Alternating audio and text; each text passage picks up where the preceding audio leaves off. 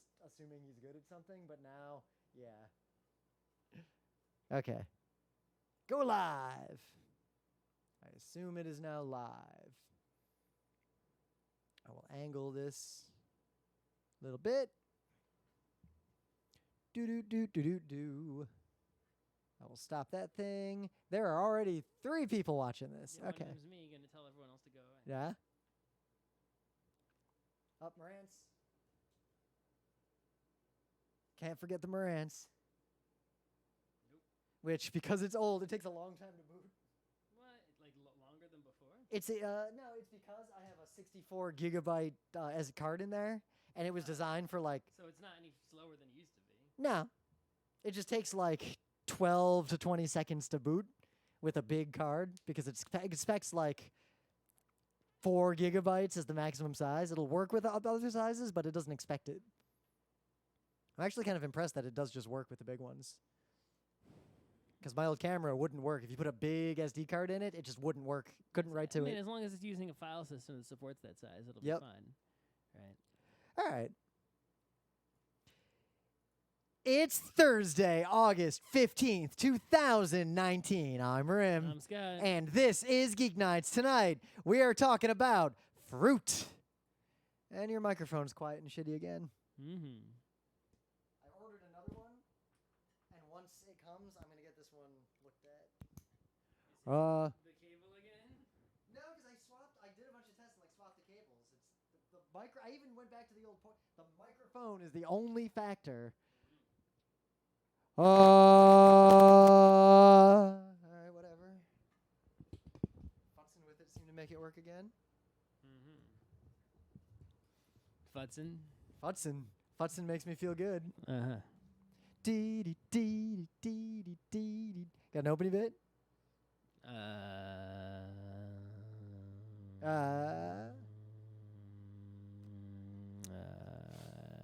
That isn't weather or biking? Hard mode? Not really. I guess it's end of summer, like last few weeks of summer before PAX. We're just kind of hanging out.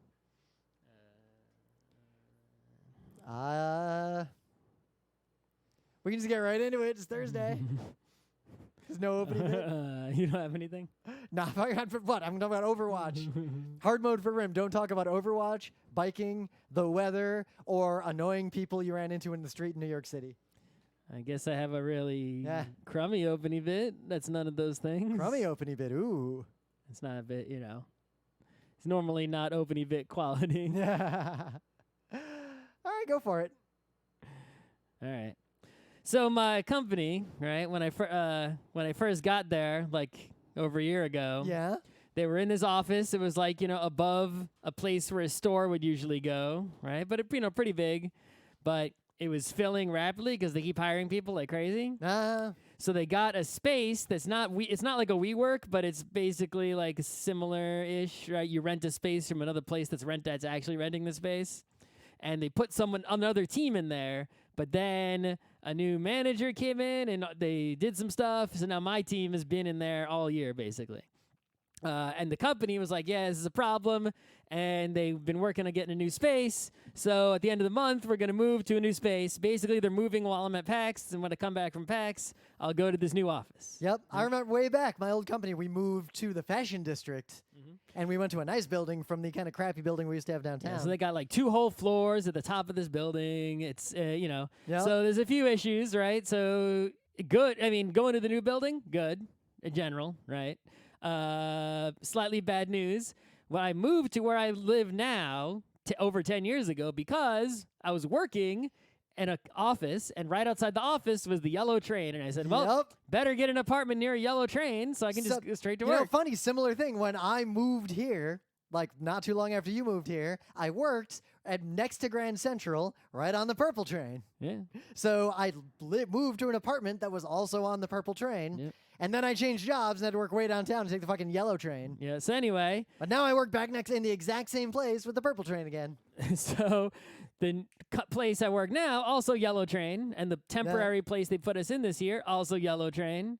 But now the new office we're going to Blue train. Ooh, you're taking the E to work? Well, I guess maybe. I don't know. I got to figure it out. It's not great. I could just keep taking the yellow train and then just walk a bunch once I get there. So you know what sucks? The E from Biking here, is no issue, right? If I bike to work, no problem. but in the winter, or if it's raining. Right. So issue number 2, I asked about. Actually, the E would be really good for me to get to work if because living here, the E is right there, and So I anyway, get the E from the 7. Next issue, I asked about biking to work, and they said, yeah, apparently this loading dock at this new office building has bike racks that are first come, first serve. Oh. So I got to go check it out to see how early do I have to get Yeah, there. because if you get there at 7 and it's already full, that's not going to work. No, it's not going to work. So I got to check that out, but it's promising at least, right? Yeah.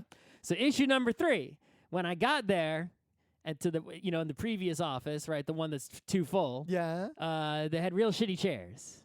So, Oh, that's a deal breaker. right. So what I did is I got lucky. Someone near where I live was moving to California and sold me a legit Aeron chair. Oh, so you're gonna do the thing that I did at a previous For company. $200. You're gonna bring your own chair to work. Hold on. They sold me this Aeron chair for $200. I already don't need it at home. I got a Freedom chair at home. I don't need it, right? So I dragged that fucking chair all the way on the subway, all the way to that office.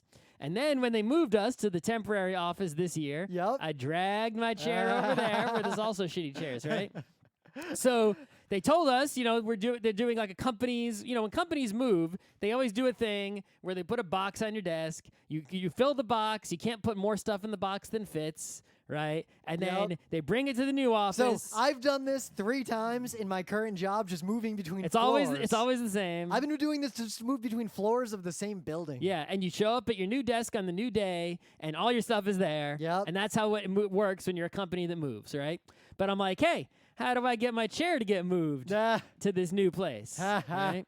So I'm like, do I just put a sticker on it? Because I already put a sticker on the bottom. This is property. You're not gonna move your chair.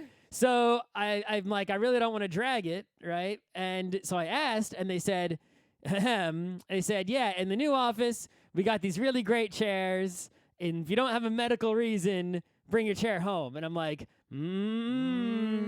I don't care what chair you got, unless it's Aeron chair. Yeah. Right? If it's not Aeron chair or Freedom chair, right, I'm going to fight you. So now I cannot stress enough, the Aeron chair is the second best chair there is on Earth. Right. So now I have to fight, I guess, tomorrow. I'll have to send an email. Just get a crooked doctor to give you a medical. I don't want to but it's like I shouldn't have to do that. Oh, no, yeah, Scott, in the real world, there's a lot of things we shouldn't have to do. I shouldn't have to choose between 2 political coalitions. Before I shouldn't have to pay to use Before the I subway. go get a crooked doctor, I'm going to go to the HR person and I'm going to say, look, don't make me go to a crooked doctor because I will. Because I will. That's right. And just let everyone bring their There's people in my office, we're all programmers, right? Someone's got the bouncy ball. Yep. Someone's got the weird knee chair that rocks with no arms. Oh, we're the same way. A bunch Someone's of my got- engineers have the balls that they sit on. Everyone's got weird ass chairs. You're really going to make everyone bring their fucking chairs home? Almost everyone has giant standing desks. Right, it's like those chairs that you got. They might be good chairs. I'm willing. I haven't sat in them. I haven't sat in them or seen them. They could be good. I don't fucking know. But they're not Aeron. They're not my $200 Aeron chair. That's worth $800. Yeah. Maybe $600 at the least. Right. So what does an Aeron chair even cost these? Because actually, there's this been isn't. a ton of- I'm not sure which model it is. It was in amazing condition, but I don't think it's the newest model. Oh yeah, because there's been a lot of versions of the But Aeron I mean, chair. it's legit Herman Miller Aeron chair, not some knockoff one, right? So, and it has all the possible adjustments. It's not that one because that one has a different back thingy. Yep. There are a ton of different. Mine just backs. has the horizontal rubbery back thingy. Other than that, it's exactly the same as that, only black. Yep. Yeah, it doesn't have the modern style back thingy where it's like vertical-ish. It's Yep. more. I'm just trying to figure out how much an Aeron chair actually costs. Well, in a the modern brand new era. one, it costs a lot depending on what model you're I know, because I talking. bought this brand new one and I still have the receipt. because I Brand have new that ones are going to be at least. Whoa! The Aeron chair no longer has a lifetime warranty. Oh, that's interesting. 12 years. All right, how much does a new one cost for the minimum model? Minimum. $12.75. Yeah, okay, that's not what you. If you actually went to an office store, it wouldn't cost $12.75. I paid $1,100, I think, for this one. Yeah, I think if you buy them new at like a store, they're gonna be $800 or $900. Yeah. Oh, if you get the basic back, it's cheaper. It's 11. It saves you like $70. That's not a big savings. Nah. Yeah. Anyway. Why? You can get a leather arm pad? Why? Because you're just, Why? why do people get leather and all kinds of stuff? Yeah. Maybe leather shoes, leather jacket. It's not a but vegan Aeron chair anymore. Nope. Anyway. Yeah, I'm curious about this 12-year warranty. And the thing that I really don't understand about it, right, is it's like, okay, maybe, it's like just tell me your reason, right? It's like, there's never a reason. What is the reason that you don't want me to bring my own and everyone else to bring their own Scott, chair? Why do you insist on me using this chair you bought? I have learned in my life that there are exactly 2 possible reasons why anything like that happens in the world. Reason number 1 is the people in charge do not want to deal with anything that isn't uniform because they just don't want to have any hassle in any capacity. There's no hassle for you. Just I bring. No. Everyone has the same chair. We control the chairs. There's no exceptions to that, so we don't have to ever think about it. All right. Well, you're just making me your consequence is unhappy employee. Yeah. Because it's not like it's such a minor issue. Why would I be so upset? It's not the chair that I'm actually upset about.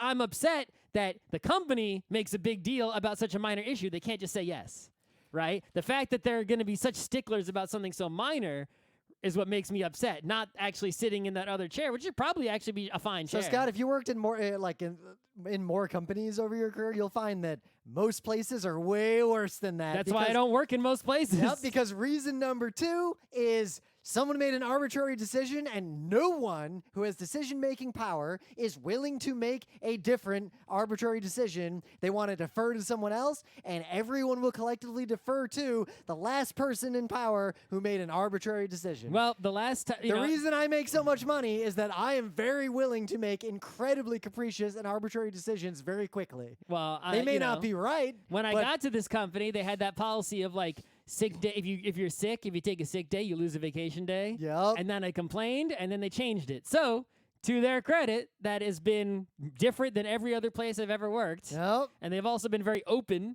right? All their meetings, it's like they share everything with all the employees. Well, here's the other question. They don't keep a lot of secrets. So do you care enough to be like, let me bring my chair or I quit I right care now? enough. I care enough to send an email. Yeah. I'm going to send an email tomorrow. Because long ago in a different company, I was literally like, I'm going to PAX. And they're like, oh, but you don't have enough If they vacation said days. you can't go to PAX, I would quit. And I literally was like, well, I wouldn't quit. I wouldn't quit. I would say, I'm going. That's basically, I said, I'm going. If you fire me, all right. It's like, whatever you're going to do, you're going to do. But I'm going. And I would say, I'm going. And if you punish me in a way that is less than firing, like dock my pay, then I will quit. Yep. Well, or the alternative is I will just show up until you fire me. So, in some news, there's been a whole bunch of stories I've been seeing about this, and they're all kind of the same story. There have been multiple incidents of this at different places already. I saw one tweet about seen it some on copycats. Twitter, and the tweet was pretty much a cover of a Saga issue with the relevant Princey-like character. Yep. And then a link to this video of someone seemingly cosplaying as, the prince from Saga with a big TV on their head. Yep. Putting a TV on a porch and running away. Just showing up at people's houses in the middle of the night and just leaving an old TV. Now, the news articles are often saying vintage TVs. These are not vintage TVs. They're just CRTs. These are shitty TVs. There's a very clear distinction. If someone dropped off like a 50s era TV, that would be awesome. Yeah. I would take that. But these are basically what these are. My suspicion, I have a read into what's going on here. This person or these people have all realized that they have a bunch of old TVs, which are basically toxic waste. Yep.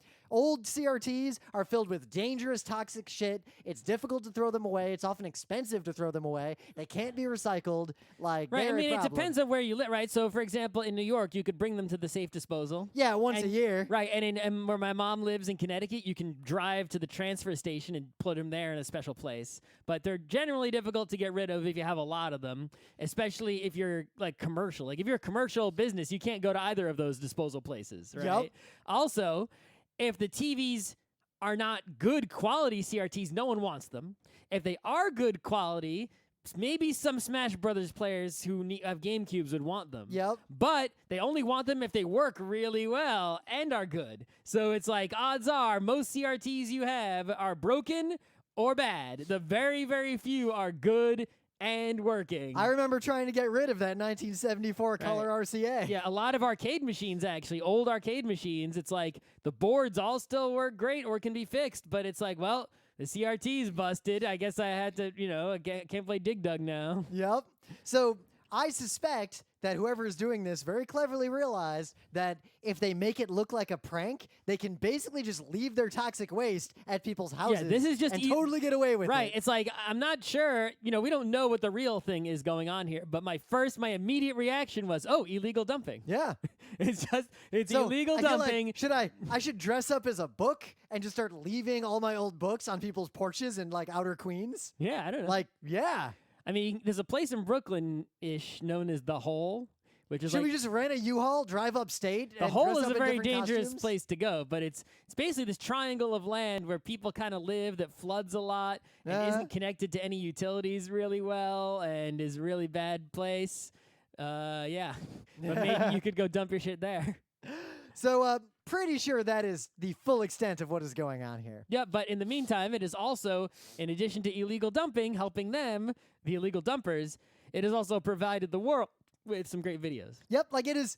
And it's kind of like, because there was a trend a while ago where people would like dress up as clowns or dress up as scary things or like leave weird dolls on people's porches. These kinds of pranks are happening more and more because it's really easy to pull them off. And now everyone has a camera on their door. So it's really easy to like get people to spread your viral message, whatever it might be. Mm-hmm. So in some other news, as you all know, Twitter is mostly filled with like Russian bots and Nazis and stuff. Mm-hmm. There are some people talking, but it's mostly bots. And as you know, China is trying to destroy Hong Kong, and these kids are fighting for their lives to maintain some level of democracy there. So China, unlike Russia, does not know how to play the bot game. Mm-hmm. So basically, over like the last few days, the Chinese government, it looks like they have just made thousands and thousands and thousands of bot accounts on Twitter, and they're all tweeting the same propaganda, and it's so ham-fisted and so pathetically done. Like, it's like they're not even trying. Like, they're doing the kind of bot attack that you would try to do in the 90s if social media existed. So there's this legion now of these accounts with, like, random art. I mean, cat it could just be really poorly skilled Chinese sympathizers and not China itself.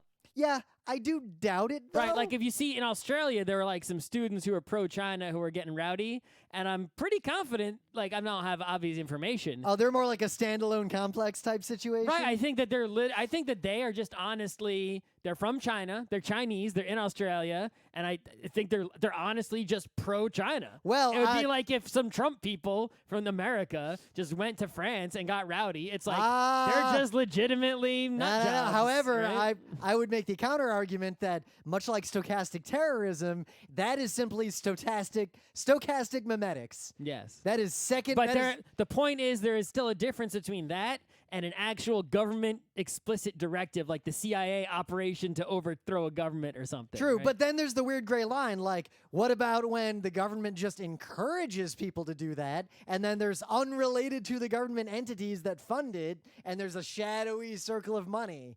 Like, what's the exact line? It depends on a lot of things. So details. If you see Twitter accounts talking about how bad these protesters are in Hong Kong, click on one or two of them. You'll probably literally find thousands of accounts that are identical with no followers. They were all created in August. They have no followers. They're following no one, and they've all tweeted one thing, which is a tweet with the same text and these like really obvious, terrible propaganda images that are anti-Hong Kong freedom. What's really bothering me is that Twitter lets this shit happen. Like, this is so easy to stop. Right. It's like, really? You're this like one of the most major websites in, applications in the world. You have an army of talented programmers, at least some of them, right? And developers and designers and all kinds of people working there. Yep. You're huge and got all this money, even though you're not making money. You got money. And you can't just stop people from just making a bunch of fake accounts. Like the simplest thing that you can do with a WordPress blog, stop people from making fake accounts. I mean, you can't stop that. Click on any tweet by like any Democratic politician in the U.S. and the replies are just thousands and thousands and thousands of obvious bots. Maybe hundreds. But the point is, to make a Twitter account, it shouldn't be so easy to just make an account and start tweeting that without being a real person. How hard is this? Well, I've said this on Twitter a bunch of times, but it's harder to make an account on our forum than it is on Twitter. So what people seem to forget, because it's before the living memory of most people online today, is that email was kind of like Twitter and all these things. Anyone could just make an email server in the early days. All email servers just trusted all other email servers. You could Well, because in the beginning, the only email servers were the few people that were on the internet, and they were all sophisticated. Yep. Like colleges and labs and shit. And then spam appeared, and spam literally overnight destroyed email. And the only reason, the sole reason That we can still use email at all. even exists today is because AIs automatically block like 99.99% of all emails. Right, Ahmed, go to your email, and I dare you to dump your spam folder on Gmail into your inbox, and it's unusable. All right. Yep. So the only reason email even exists today is because we invented and almost perfected. And we didn't need to perfect. People were Right. very willing to lose real emails just to not see spam. Right. We made a good enough that got even better to be. It's now really, really good, not perfect, but extremely good spam filters. And now email is usable and good again. But meanwhile, Twitter, Facebook, et cetera, there's no spam filter on anything. The other way, because, you know, in the early, when spam first became a thing, there were big debates about what to do. People worried, like, oh, free speech, like, you can't block email content. And we realized blocking email content was literally the only way. The alternative was to charge a nominal amount of money to send an email, and there was no way to make that happen. No. But with something like Twitter could just say it costs $1 per year to have a Twitter account. Almost every bot account would disappear overnight because $1 a year times millions of fake accounts is not feasible for anyone to pay for. And to be able to pay, now there's an accountability, traceability aspect. I think a better idea, right, which I've wanted to do for some time, is to just have fines the same way that fines exist in like sports leagues, where it's like, you did performance-enhancing drugs, 4-game suspension and $1 million fine or $100,000 fine, whatever. And the way you do this is you force everyone to have a credit card attached to their account. So poor people can't use Twitter because they don't have credit cards? Or some kind of thing attached to Poor your account. people don't have a bank account. They can't use, homeless people can't use Twitter. They don't have a bank account. A deposit of some kind. Homeless person can't afford any amount of money. You got to do something. You got to have some amount of money. That's why I'm saying the real way to do this. The point is have AIs like literally just shadow ban 99.9% of all Twitter accounts. We should be doing that also, right? Yes. With the spam filtering. But just make people have some kind of deposit or some sort of thing linked to their account. Check it to make sure it never like closes or goes away or anything, so you don't just like use a stolen credit card, right? And then if the person ever misbehaves, fucking take all their money. I do also still like the idea. So it's like you could do it for Counter-Strike. Like, okay, you have to have a valid credit card, and you can play free Counter-Strike. But if you cheat, we take your full balance of credit card. That's it. You cheated. You owe us $1,000 now, cheater.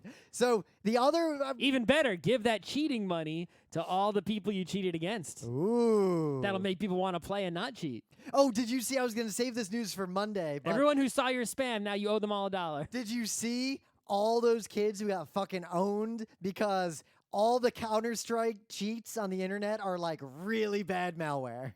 And a bunch of Fortnite. I mean, I'm pretty sure like there are plenty of ways to get cheats for games, but I imagine if you go to Google and type in Fortnite cheats, you're not getting any Fortnite cheats that work or are invalid, right? I am confident that you're this gonna box to get the contains real cell Fortnite phones. cheats. You got to go to the secret webs, and get in the IRC channel with the people who make the Fortnite cheats and be their friend. These kids don't know what it was like to get wares. No, they don't.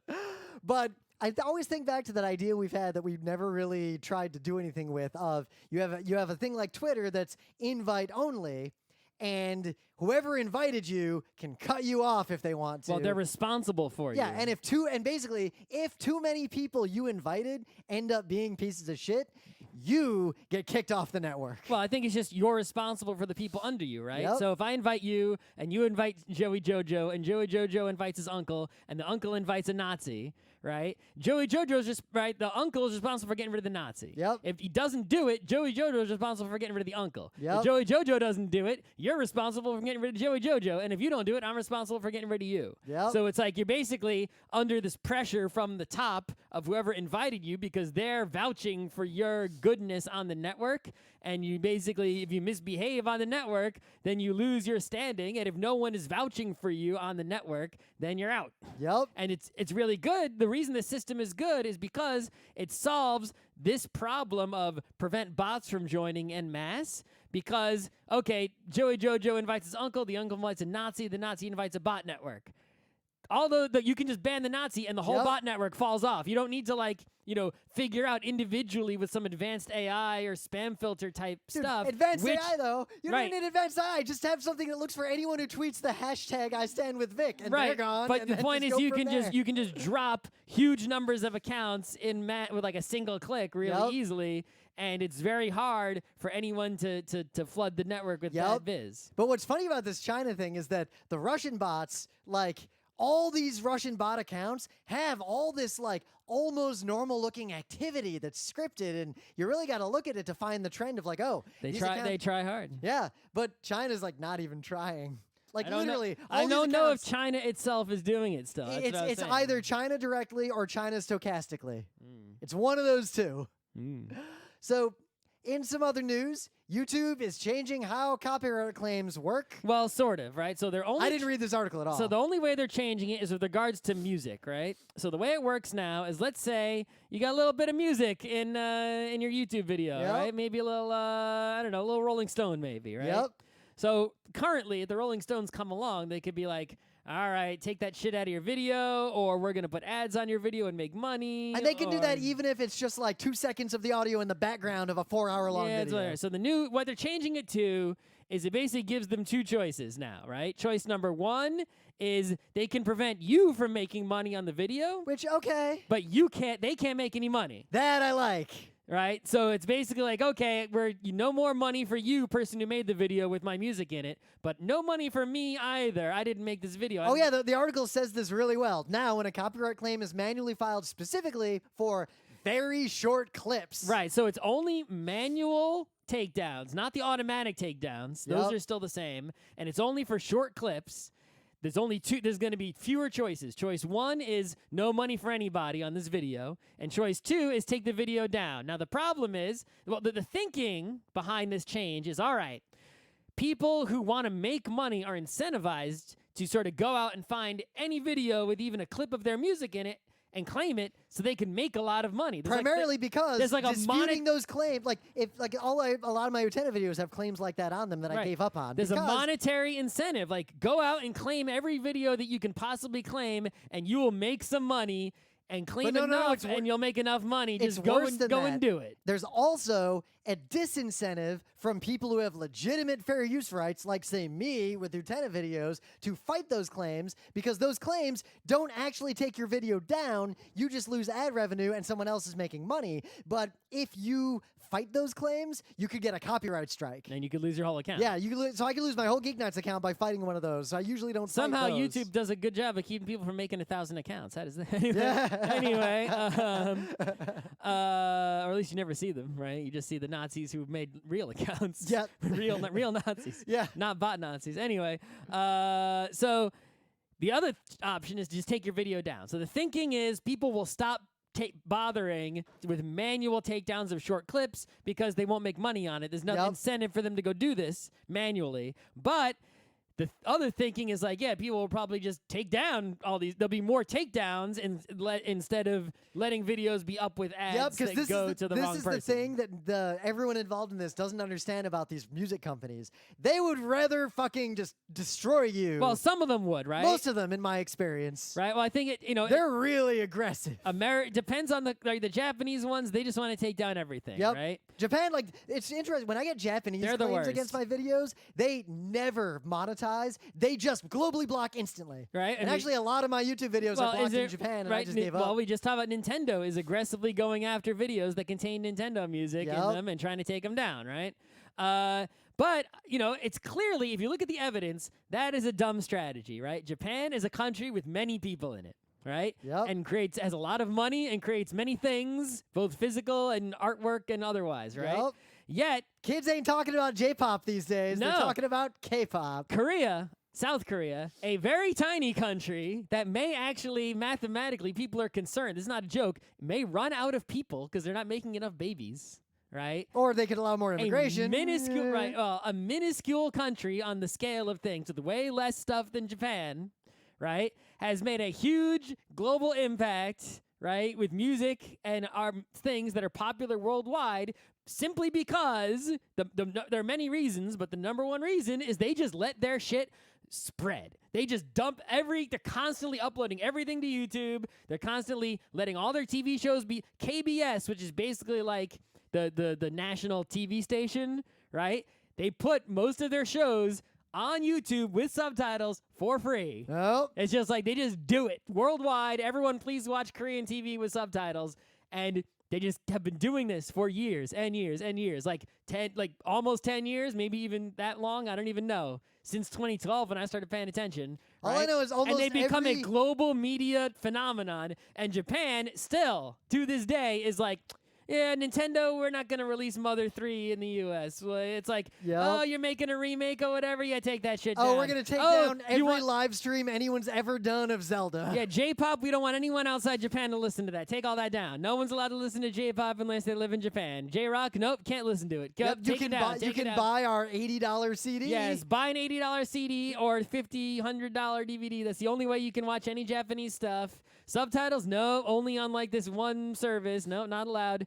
Anime, all right, well maybe, all right, Crunchyroll, maybe, you know. Manga, yeah, buy $10. You know, it's like, Jesus Christ. If I was like, you know, the, I guess what, Prime Minister of Japan, I would just be like, look, everybody, put all media online with subtitles in every language possible for free. We're doing it now. This is the new policy, right? Government funded Everyone do entertainment it. as Stop taking it. propaganda. And Japan, if they did that, they could, even after all this bad juju of all these years of holding back, they could become like almost Hollywood level media worldwide power if they just did that. Imagine if you could just watch all Japanese TV with subtitles, all those wacky shows, all the not wacky shows, all the animes, all the musics, all the video games. Just fucking do it.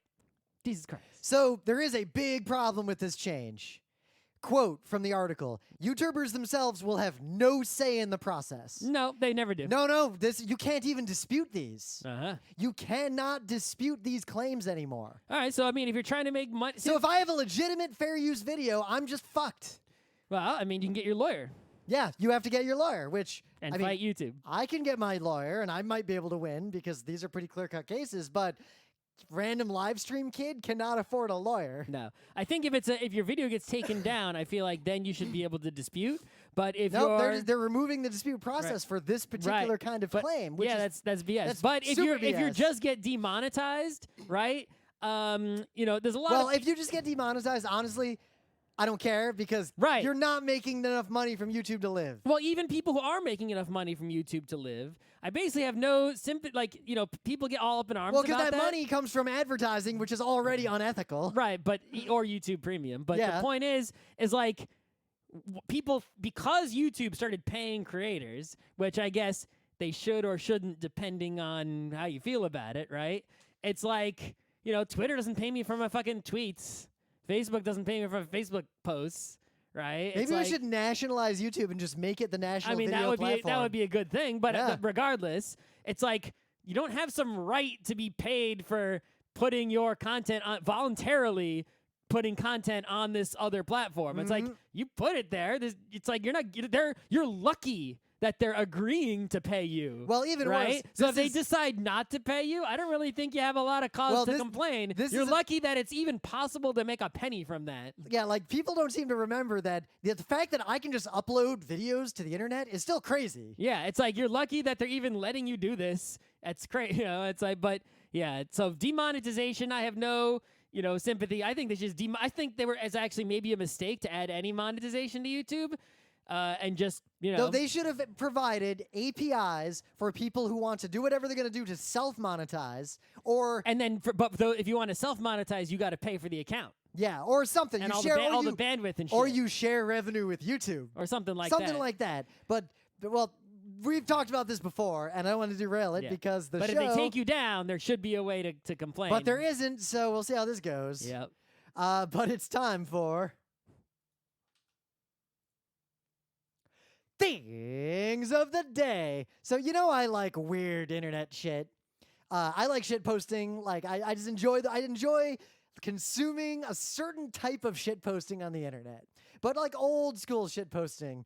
So I found this weird hole on the internet of, you know, like Simpson Wave became kind of its own thing. Yeah. I found a video that was called Simpsons Old Jewish Man Posting. Okay. And it was very specifically scenes from The Simpsons, Mm-hmm. and then they would recut the audio or like composite the scene or do something to insert that one old Jewish grandpa who dances once in one episode into the scene somehow. Okay. And it was moderately funny, but what stood out to me was the incredibly like high attention to detail and craft that was put into this. Like this was whoever did this put way more effort than was warranted. Well, it doesn't look like a long video, right? So, if you got if you got some Adobe software, it's not too much work. So if you're skilled at it, so it would take me a while, but someone who was good at it would not take a while. So They that's could it. do So I saw the one video and I thought maybe it was one of those situations. Like I made one AMV and I put a lot of effort into it and I thought it was really good, but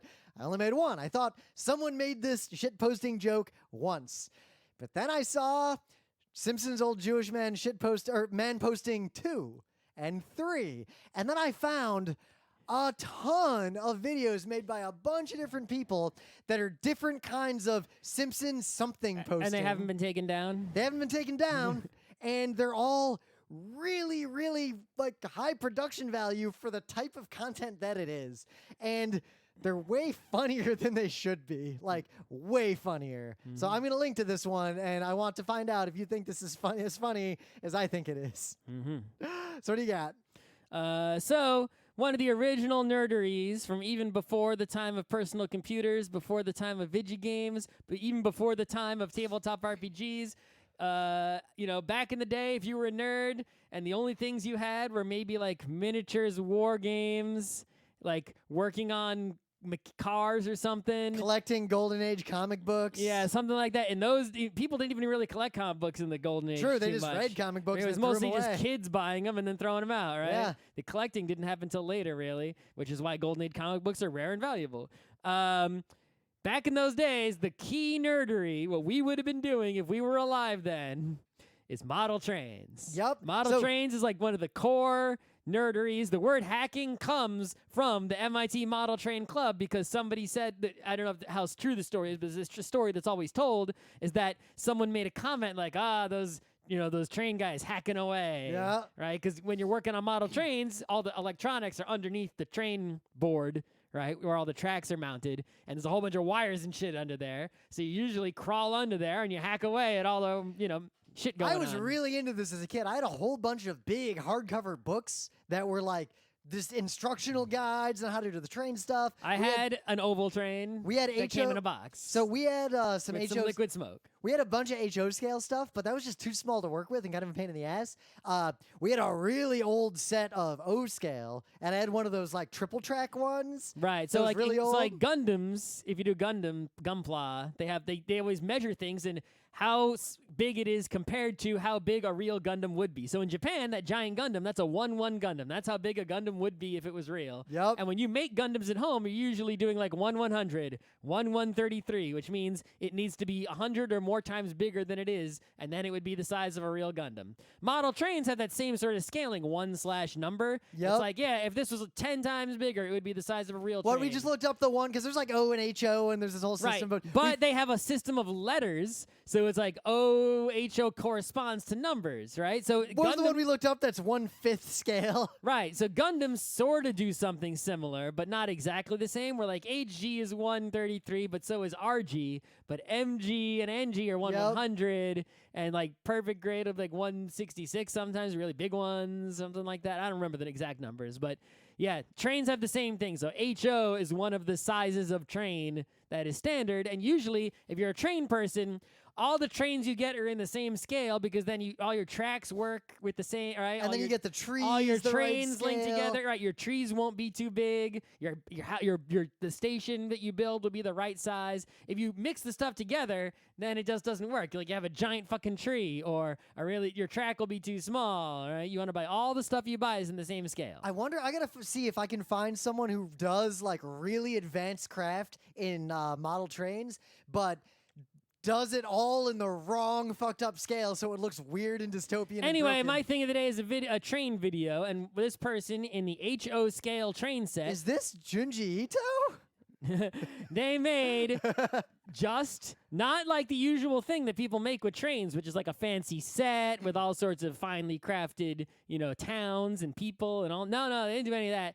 They just made a huge ass fucking spiral of track. Yep, they filled it with like the most basic, cheap, like coal car. And they made the longest fucking train that pretty much fills up the whole goddamn spiral. And it's sort of, I don't know, hypnotic and calming and whatever to watch because it's just so, interesting and to look at. There's this perfect spiral, this train going around it at a constant speed. I think the most interesting thing is how many engines they had to intersperse between the coal cars to give it enough power because one engine ain't pulling this train. Yeah. You need a lot of engine, right, to move all them cars. Depending on the scale, because of the smaller scales, like sometimes all the cars will have motive power just for reasons. Yep.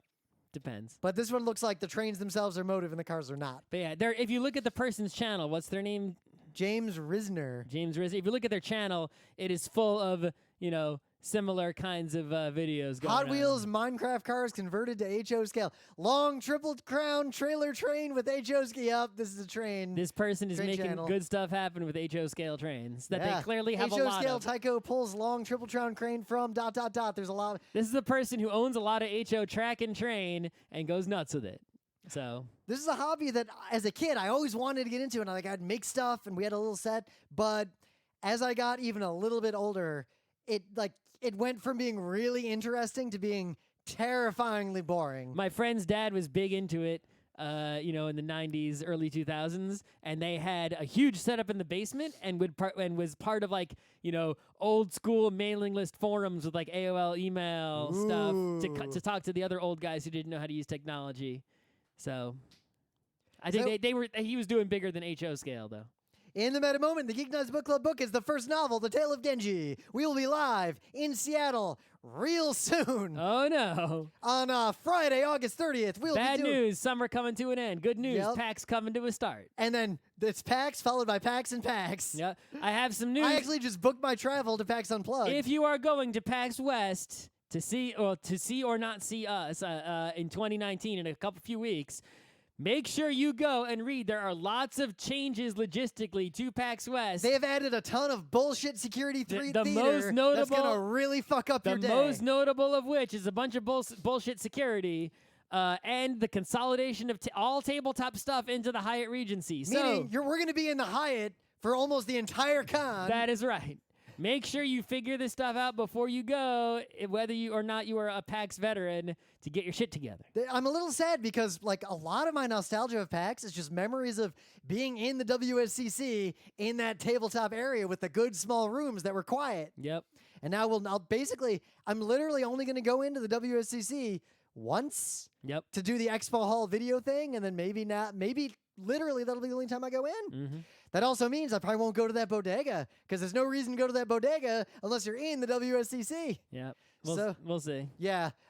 If you are a brave and normal person who realizes the security is all fake, I highly urge you to complain to PAX about this because based on a leak on a Reddit, it appears that it is Reed and PAX that wanted this fake security, not the city. No one forced this on them. They asked for this. Yep.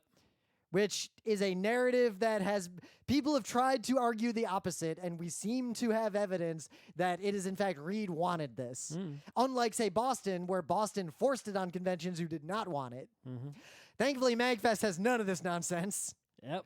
and hopefully Nobody never shot will. anyone at MagFest. Yep. I feel like if MagFest Not had... afraid to go to. I mean, there are some reasons to be afraid to go to MagFest. Honestly, if MagFest instituted this... You should be more afraid of creepy dudes just creeping at MagFest than you are afraid of guns. At Because MagFest. MagFest is a con that I go in and out of a lot, if MagFest added metal detectors, I would stop going to MagFest. Probably. Like, literally, I would just stop going. Probably. I would not be willing to, because I go in and out of MagFest like 20 times in the course of a day. Yep. PAX, I tend to settle into tabletop for like 7 hours. Yep. All right, let's talk about some fruit. Yeah, so I tried to see if we did a fruit show. We probably did, and Rim deleted it. But we did do an apple show way back in the day. Well, yeah, so we did a show on Apples to Apples, the game, and we did a show on apples on the fruit on November 13th, 2014. So we are not allowed to talk about apples. Well, we we obviously said everything we need to say about apples. So but just yeah, assume we're in New York. Apple is the thing in New York. Right? Yeah.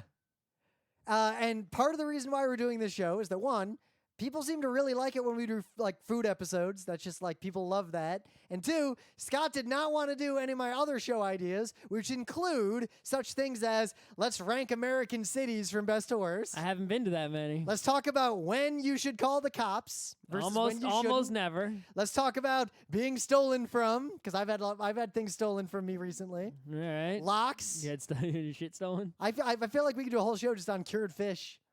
I haven't eaten that many cured fish. Spices, good spices, bad spices, that cardamom action. Fruits are better than spices. Luggage, I the worst mean, trips luggage we've is ever luggage. been on. Car accidents. Nah. Anyway, we're going to talk about fruit. Okay. So, Scott, what is your favorite fruit-related joke in media? What? No.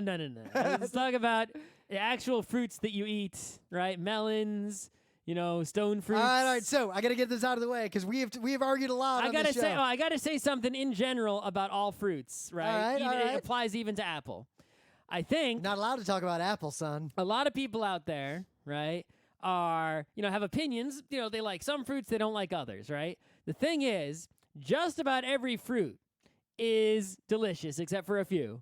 And the thing is, though, I think there are a lot of fruit you have never eaten. that's true also. But any one of those delicious fruits can be gross. A fruit is only delicious when it is at the correct level of ripeness. And I think a lot of people form an opinion about a fruit when they eat one that is not a good example of that fruit, and then are unwilling, if it is actually, depending on where they live, may or may not be hard to get a good version or variety of that fruit. So, And Scott, then they go, oh, I hate that fruit, and they won't even eat it anymore because they're closed-minded. I think the and they fruit don't- that has this to the highest degree of any fruit in the United States is the pear. The pear, absolutely the pear. Because a bad pear, it tastes like sand. That's right. A pear that is not good basically tastes like nothing. It's just like you're eating fruit cellulose to the point material. that this was even a long-form joke on It's Always Sunny in Philadelphia, because there's a character, Charlie, who they're like on a road trip, and it comes out that he has never had a pear. He doesn't know what a pear is, never heard of a pear, never eaten a pear. So they go to get him a pear, and he's like, oh, and he's really excited, and he bites into it. He's like, it just tastes like sand and nothing. And then they have this whole bit about, it's not ripe. Pears are real dangerous because I would argue that most pears are bad. Yeah, most pears are bad. Not varieties of pears. All varieties of pears are great. It's that most pears are either not ripe, overripe, packaged poorly. There's some problem with They're hard. They're not juicy enough. Usually, it's probably something was done to prevent them from ripening, so they could ship them. Right. And then they never ripened well, the right way. that is the number one reason that people end up with bad fruits that don't taste good, is because if you buy a fruit, let's say a banana, right? What they do is that banana is grown way near the equator, right? If you don't live down in tropical areas, no bananas fucking growing in New York unless you got some kind of crazy greenhouse setup or some shit, which I don't think anyone does. So they got to use right? chemicals Right. or hormones. They spray things, right, to trick the banana into ripening or not ripening. And the result is that they ship the banana to you super green, then, it gets yellow, and then it turns brown right away. You can actually do some tricks, using these gases on your own if you can acquire them, to control the ripening of the fruits. Well, like the old trick of putting an apple in a bag with certain other fruits, things like that. Yep. There's all sorts of tricks you can do. Look them up online. We're not But experts. not just that. It's simply because a fruit that travels just loses flavor, period, regardless of how good it was to begin Well, with. if you go to Florida and you go to the grocery and get some pineapples, it's like that came from a nearby pineapple place. If you go to Hawaii where there's a pineapple farm and eat a pineapple, it's fucking delicious. The same pineapple in New York. Well, so usually what happens there, because there's two factors at play. It's actually pretty complex. I don't think we should try to get too deep into it because we are not experts in this. But on one hand, these techniques end up giving you a very narrow window where it will actually be the right amount of ripe. So you can get a really good pineapple in New York, but the odds of any given pineapple being at that moment of ripeness at the time you cut it up to Right. eat it pretty low. I've But actually two, learned how to tell when a pineapple's ready. If Uh-huh. it's all green, obviously too soon. Yep. If it's all brown, it's obviously mushy and bad. You Yep. want the pineapple because it has a little like little hexagons. Yeah. You want each hexagon to be brown with green around the edges. You want Yep. green on the edges and you want brown in the middle. And that's a pineapple. Open that shit up, eat it right now. But But every time I go to the grocery store in New York, the pineapples are either green, usually green, and occasionally super brown. Super rare to find one that's in between. That's why I end up with pineapple. I tend to get a packaged pre-cut pineapple. It's so much more money. But if you buy Yeah, a whole pineapple's $4, a tiny can of delicious canned pineapple will be like $2 or $3. Yep. Right? It's like you can buy a whole pineapple for $1 more if you can only find a But good Scott, one. I'm in my 30s. If I eat a whole pineapple, I'm gonna be sick. I cut it up and I put it in a container and I eat it slowly or share it. No. But the other factor is that what constitutes a given fruit is a really complicated question because there are a lot of cultivars, a lot of varieties. There's also a lot of things that are technically fruits or Oh no, technically I was going to get into that. vegetables, We can head that or off. technically berries. No, we can head that off because, and if you go to the Wikipedia article, just go. There's a section. It's the first section in the fruit page of Wikipedia that talks about the difference between fruit as a botanic term and fruit as a culinary term. Haha. We are saved. We can avoid that fucking argument. We are talking about culinary fruits. I don't give a shit about your botanic fruits. And here's the definition of culinary fruit in case you want to be a pedant. A fruit is usually any sweet-tasting plant part. yeah, Fuck yeah, that's it. take that. Full definition. Can't If stop it, me now. If it came off a plant, Sugary plant, I eat it. if It's a I fruit. if it's even remotely sweet, it's a fruit. Fuck it. Take that. Yeah. Pedants. Yeah, go fruits. All right. But with all these cultivars and everything, what that means is that you look at 10 different apples, 10 different sets of grapes, they could have drastically different tastes, drastically different ripening periods, everything. Oh yeah. And generally, the things that make a fruit easier to transport long distances tend to make it less flavorful. That's why the grapes you get in the grocery store are all like Concord grapes because they have a really thick skin. Well, that because where we protects live, them. they can make Concord grapes near here. But also because they have a really thick skin and they're really easy to transport. But like the best grapes are the ones that have such thin skins that if you look at them the wrong way, they just disintegrate. Well, Can't I mean, ship those. I think it's just part of the way the history of fruit growing and generally agriculture in general is that they have been breeding things to have lots of features, right? Like doesn't get killed by bugs, grows real big, stays in good shape and condition, looks nice. They've been breeding for all these factors, and somehow flavor was not one of the factors that was emphasized In the U.S. in particular, over there, all the others. there was a trend to focus on consistency over good flavor. Right. So the result is that, it's like they could, and there are people who probably are working on, right, cultivating fruits, vegetables, whatever, that have all the other good qualities, like durable, easy to grow. Well, that's why you go get right? like those But tiny also orange tomatoes, right. Zima tomatoes or whatever. They're way more flavorful than just like red cherry Right, tomatoes. but also taste great. But the fact is, most of the great tasting varieties of things that are grown do not have those other features already bred into them. Yup. And they end up being rarer, more expensive, can only get them locally, or like even not if you're a produced hobbyist, widely. they end up being difficult to grow. In Yep. fa- So I tried to grow a fancy strawberry and it didn't work out. But get a shitty the strawberry, plant it's came out invincible. and then it went. apparently this is a big thing among people who grow cannabis, like hobbyists, because the really high quality cannabis plants, they call them prima donnas because they just, if anything goes wrong, like, fuck it, I'm just gonna die. I give up.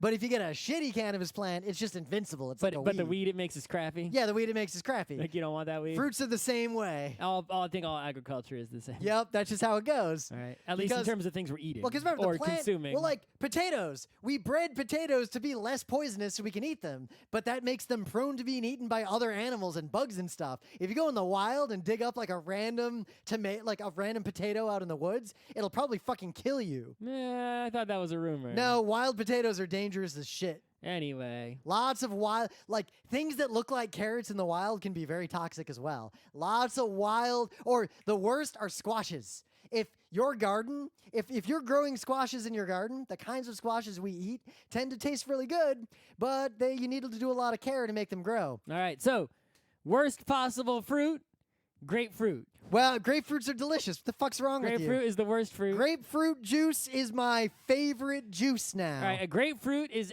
first of all, granted, even if it tasted good, which I it doesn't. literally have the XKCD strip called, quote, "Fuck a grapefruit" up on the screen right now. Oh, interesting. So you ever read this one?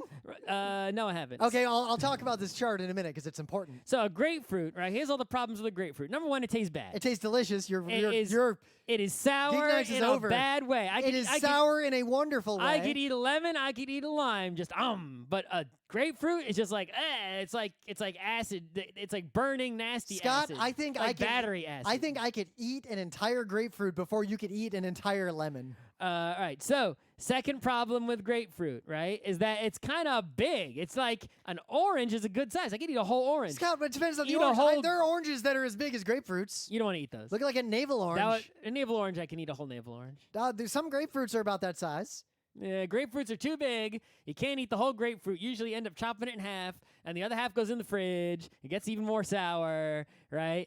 All right, number 3. To eat a grapefruit, you can't just, like an orange, you can peel it and then break it into wedges and eat it, right? Yeah. An apple, you can just bomb into it. A banana, peel it, just right? A watermelon or a pineapple, you cut it up and then you eat to it. your credit, there's a reason why For a there's grapefruit, you need a fucking weird ass spoon that only grandma has. There's a pop culture meme from the 80s that mostly disappeared. Like, it's not in modern media, really. If you watch old 80s movies, old 80s TV shows, there will always be a joke about someone in the family is eating a grapefruit for breakfast, and it squirts someone else in the eye. Right, and you use the grapefruit, like, sharp, like, serrated spoon, and it'll still squirt you in the eye.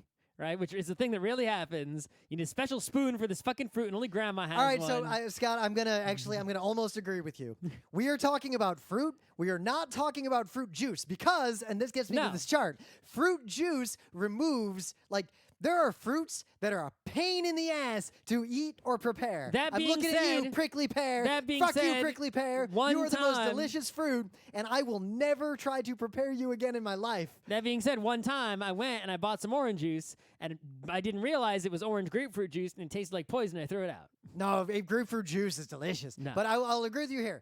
I do not like to eat grapefruit as a fruit, but I love grapefruit juice. Ew. So this XKCD strip, Even a perfect one is gross. this is the most important thing to talk about fruit if we discount juice. This XKCD strip is called Fuck Grapefruit. Oh, a wise person, Randall Monroe, knows how grapefruit is disgusting. But the important thing is, this is the most important So it's 2 to chart. 1. Scott plus Randall Monroe versus Rim. There are only 2 axes. You lose 2 to 1. For which there are only 2 axes to describe fruit. One axis is difficulty. How easy is it to prepare and eat? How difficult is it to prepare and eat? The other axis is it tasty or is it untasty?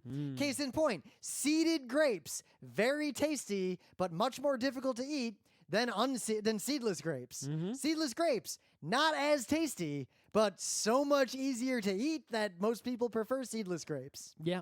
But like seedless watermelon, Whenever I is go to the bullshit. grocery, whenever I get grapes at the grocery, it's one of the only things at the grocery. It's you're allowed to eat one of each color grape Yep. at the grocery to test to see if they're good, and then if they're good, then you buy grape. Yep. But you can always eat one green grape and one red grape at the grocery to test them out. Because this chart shows. Because a lot of times you go to the grocery, you eat a grape, and it's like, that's tasteless. I'm not buying those. But this chart then allows us to make 4 quadrants. So in the upper right quadrant are the magic fruit. The fruit are the tasty ones that are easy to eat. And the king of those on this chart is a combination of peaches, strawberries, and blueberries. Right, so- which I don't disagree with. No, so the thing with peach, though, it's like strawberry, it's like you can kind of get good strawberry. It's not Oh, good peach. good peach. If you live in Georgia, you're just like buried in them, right? You can just get them all over. In New York, it's hard to get good peach. Oh my! If I get a peach, it is a same- rock. and when it goes when from I say rock. peach, I don't just mean peach. I mean all varieties of peach: white peach, yellow peach, California peach. I mean nectarine, which is just a peach that's not fuzzy. Yep. I mean plum. I mean pretty much all Plums are not peaches. I know, but I mean all the same things. All those stone fruits. Okay, stone right? fruits. Yes, I do. All of those have the same problem. When you go to the grocery in New York, they're either hard as a fucking rock or mushy and disgusting. Dude, a few And if you months take ago, I one got some home- peaches. If you take one home that's hard as a rock, you have to sit there and look at it and wait for it to be a little squishy, then eat it immediately, and the second one you bought will already be mush. No, and whenever we say look at it, you have to literally just sit in the room with it and wait. If Yeah. you like leave the room to go to the bathroom, you come back, it's just gonna Mush. be a Nope, pile they're of all mold. mush. Nope. Pile of mold. So I buy one at a time, and I wait for it to be good, and now I eat it. So this is where Randall Munroe made a mistake. There is a third axis. Mhm. The axis is risk. Mm. How risky is this fruit? Yep. You So- buy a fruit, and then, well, it goes bad. You just lost it. And if you take risk into account, or even if it doesn't go bad, like grapes, they don't really go bad so much as some grapes are just bitter. Well, yeah, those are bad, but you don't Oh, yeah. you don't risk it because you taste But them it's in the not like, grocery. oh, they got, like, it's you not like, taste oh, them before you buy them. yeah. But as a result, but strawberries tend to just be good or rotten, but they tend to be good a lot longer. I've heard about a special strawberry that's like the best strawberry. Oh, I saw people tweeting about that the other day. Well, no, that was a melon. They were tweeting about. I also saw people tweeting about the melon. I didn't see strawberry. The heirloom melon that is gone from this earth, and there's another melon that's the closest thing you can get to it. Yes, I'm gonna. Kinda like- I'm gonna try to get that melon. Oh yeah, I was thinking about that. Kind of like how the gross Michal is Yep. hard to get, Yep. and that's what old bananas taste like. Yep. Bananas are complicated because bananas are pretty good. They're not great. I love banana. I like bananas okay.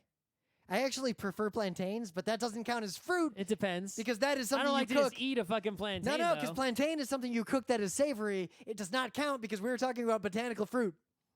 Whatever. So what about the melons? There's a lot of good melons out Because there. I was at work literally a couple days ago because where I work You know, money melon. every morning there's just cups of fruit for anyone who wants them. Mm-hmm. And bring me home. Bring me some most fruit. people that I talk to hate honeydew.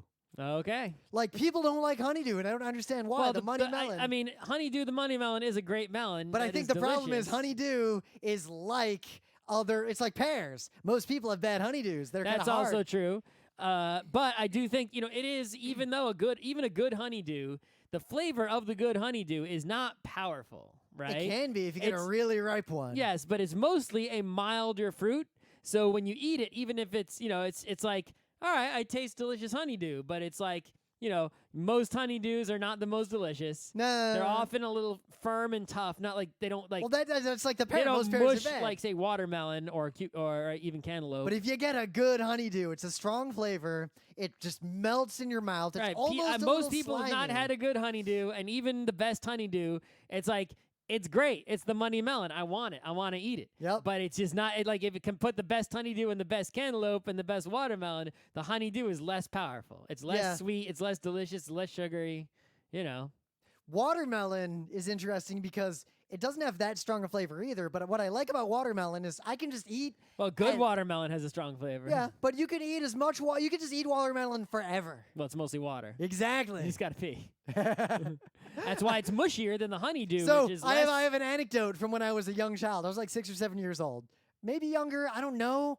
I could try to figure out how old I was, but basically we had a gigantic watermelon, like a huge one, and we cut the whole thing You up. sure you doesn't remember it being big because you were small? No, it was big. Like the whole family, like we were talking about, like this is a big watermelon. Like everyone. So anyway, all this meant was I basically ate the whole fucking thing, and the family got kind of mad at me because I like literally just ate the whole thing over the course of like the morning, and I kept having to pee. I had to pee so much that I kept going. I went to the bathroom and peed again and again and again and again because I basically drank like a gallon and a half of watermelon juice. And I was young, and at some point, apparently, I started crying because I was peeing so much that I thought I was going to pee forever. And I was worried that I wouldn't be able to go play with my friends anymore because I kept having to pee. Just go play in the pool and pee. Yeah, that might have worked, but I didn't think about that.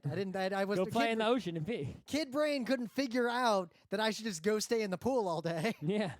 Kid brain just kept crying and going back into the bathroom and peeing. Bring Game Boy with you. Yeah. But I think actually, if I have to say my favorite fruit, it is not as easy to eat as, say, strawberries, peaches, seedless grapes, but the mango. Mango's good. I love the mango. I'll just eat mangoes all day.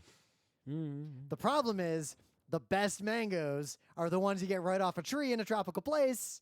We don't have access to those. Or the grocery store by us, every now and then they'll have champagne mangoes.